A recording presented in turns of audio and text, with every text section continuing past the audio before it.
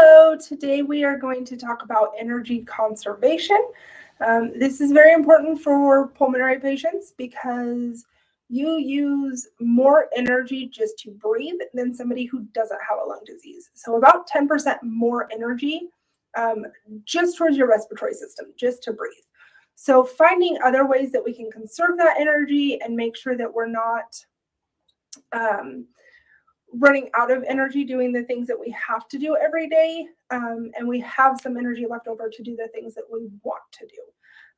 We really want to focus on quality of life, which is being able to go do things that you enjoy doing.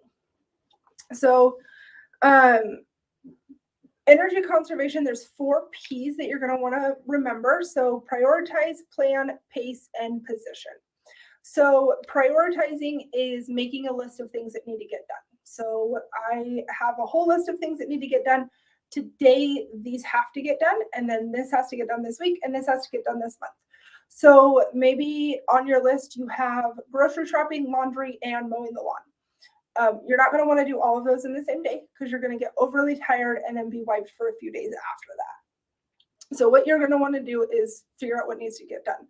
So maybe you have to do laundry tonight, or you're not going to have any clothes to wear tomorrow. Okay, so that would take priority. And then you can do grocery shopping the next day or maybe the day after. And then mowing the lawn can be done by the end of the week. So just finding ways to do that and prioritizing those efforts. And then planning ahead. So avoiding extra trips, avoiding rushing or doing extra things, and then alternating your tasks. So you want to do a hard task and then a light task. We don't want to do multiple hard tasks in a row because that's going to fatigue us very quickly.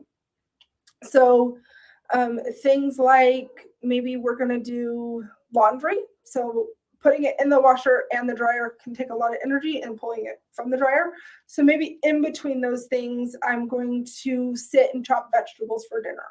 Or maybe folding laundry because I can sit and fold laundry and not take as much energy. Or dust, maybe I can do a light dusting or whatever else may need to get done that's a really easy task for you to do. And then make sure you're getting sleep every night. So you need a good night's rest every night. When you don't sleep appropriately, and you're not getting a good night's sleep, which is about 7 to 9 hours uninterrupted if possible. I know that's really hard to do.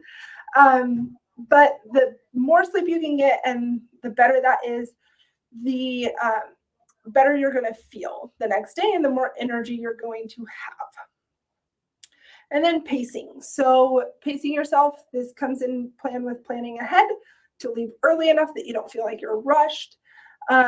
Because when we rush, we're going to use a lot more energy very quickly. So slow and steady pace. We never want to rush ourselves. We never want to go too quickly for anything. And then you guys know your body, and you know at what point you get fatigued or what point you're really tired and you have to stop. You want to stop before you get to that point because your body's going to recover quicker if you stop early than it is if you wait until you're just completely out of energy and you have to stop. So take frequent breaks, give your body that rest, allow yourself to catch back up. Avoid holding your breath, make sure that you're using that pursed lip breathing we've talked about. Maybe have someone else help you with those tasks. So I know that it's not always easy asking for help, and we like to be very independent, but it's really important, again, to save that energy so that you have energy to maybe play with your grandkids or go out to lunch with a friend, or whatever it is that you like to do and you enjoy doing. If asking someone to help you bring the groceries in and put them away saves the energy so you can enjoy your life, that's very important to do. So try to ask for help wherever you can and you feel comfortable doing so. And then listening to your body. You know your limits. You know when you're going to overdo it. So listen to yourself. Everybody has a different kind of end point where they've overdone it. So, make sure you're stopping before you get to that point. And then positioning. So bending down too much or reaching up too high. Uses a lot more energy. It also makes it a lot harder because you're kind of compressing that rib cage. And it's not as easy to breathe when you're in those positions. So using a reacher, a sock aid, a shoehorn, using shoes that don't have laces so you can just slip them on so you're not doing a lot of bending. Keeping everything that you're going to use regularly kind of at chest height. So clothing, in your kitchen, kind of everywhere that you are. I know everybody likes to clean their countertops off and then put stuff back up, but that takes a lot of energy. So if you know there's, maybe you use a certain pan every day, keep that on your stovetop. Maybe you use your crock pot on a regular basis like I do. Keep that on your countertop. Don't put it away and then take it back out because that's a lot of extra energy that you don't need to use. Always maintain an upright position whenever you're sitting or standing. So posture is really important. So we want to make sure those shoulders are back and down. And the reason for that is when we kind of slouch forward, we're creating an external restriction on top of whatever lung disease we have going on. So that makes it so your chest wall can't expand appropriately, and it makes it a lot harder to breathe. And then sitting when you can. So anytime that you can do a task while sitting, definitely do so. So in the shower, cutting vegetables, doing laundry, anytime you can be seated to do the task, that's ideal. And the reason for that is sitting reduces your energy use by about 25%. So you're going to conserve a lot of energy anytime you can sit to do a task versus standing to do that task. Getting dressed. So set out your clothes the night before if you can. Dress your lower body first, as this uses the most energy. Dry off with a terry cloth, towel, or robe, and kind of air dry. So again, give yourself plenty of time to be able to do that. And this is going to be really helpful because when we're trying to dry off, we're using a lot of energy. If we can let ourselves air dry, we're going to use less energy doing so. Wearing clothes that are easy to put on and take off. With that, make sure that you're completely dry before you try to get dressed. Because anytime your skin's even just a little bit wet, that's going to make it really hard to get those clothes on. Using warm water and not hot water in the shower. So hot water creates a lot of steam and condensation in the shower, and that's going to make it harder to breathe. It also increases our core temperature, and our body likes to cool ourselves down with our respiratory system. When we're in a hot, humid environment, that makes it really hard to do. So we do breathe harder anytime we're trying to cool ourselves down. So warm water, not hot water.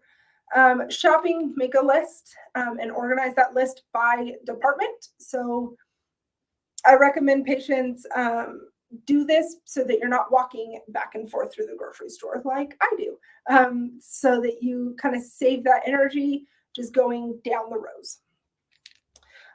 Loading your grocery bags only half full instead of completely full, taking trips inside and outside so you're not carrying a ton of stuff all at once or getting people to help you.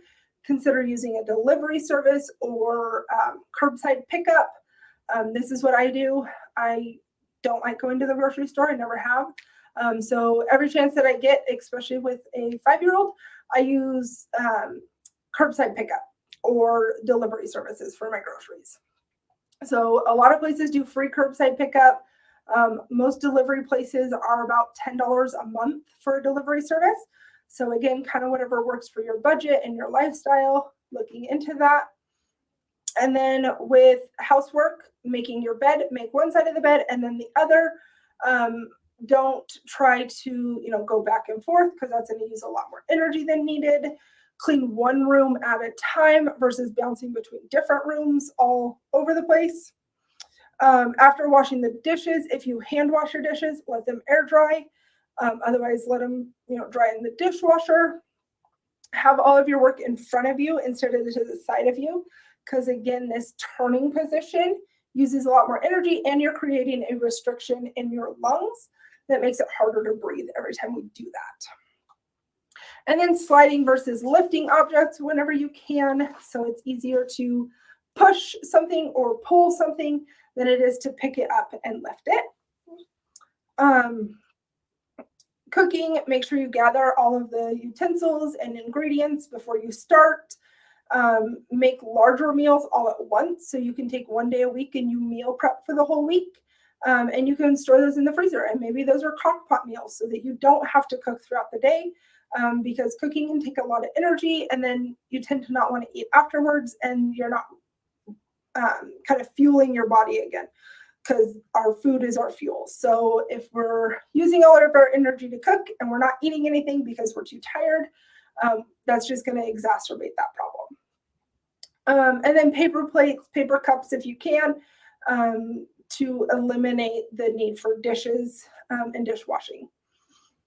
So just remembering those 4 P's. So prioritize activities of the day, plan your days and weeks activities, pace yourself. So don't rush and stop before you get tired. Position and posture are really important for your respiratory system. Using assistive devices as needed. And then stopping before you get tired. So all of this is in your book on pages 24 to 29. It's chapter 4, titled Ways to Save Energy. So if you want to reference back to that, that is where you're going to find that information in the book that you got your first day. If you have any questions, let us know. Thank you.